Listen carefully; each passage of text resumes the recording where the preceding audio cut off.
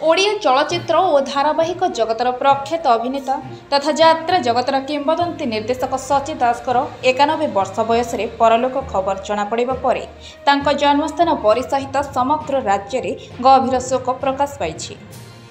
विशेषकर राज्यर समस्त कलाकार और अगणित दर्शकों को यह खबर व्यथित करिछि। एक जमीदार परिवार में जन्मग्रहण करथिले मध्य पिलाबेलू कला प्रति तांकर अहेतुक दुर्बलता रहिथिला।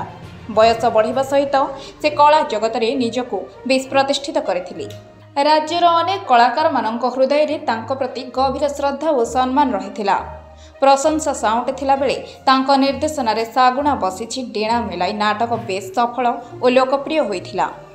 कटकरे तांको मर शरीर बरी आनंदपुर स्थित बासभवन को अणा जाई निज पैतृक श्मशान रे शेषकृत्य संपन्न करा जाइछि।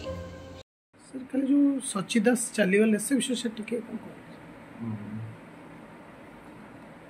देखु सची दास जड़े एभली व्यक्तित्व जे कि समग्र ओडिया नाट्य जगत रे से होचंती भीष्म पितामह।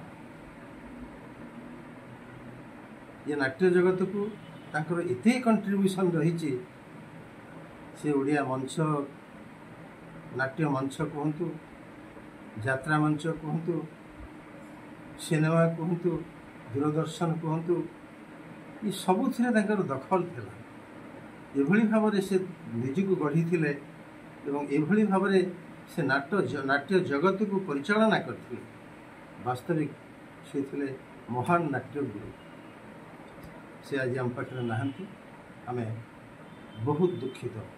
विशेषकर मु तांकर जड़े नाट्य छात्र थी मु अनेक नाटक शिखी तापर जाई मु नाट्य निर्देशन देवाई साहस करी। जाजपुर सुरेश करम रिपोर्ट ओडिशा एकाम्र लाइव।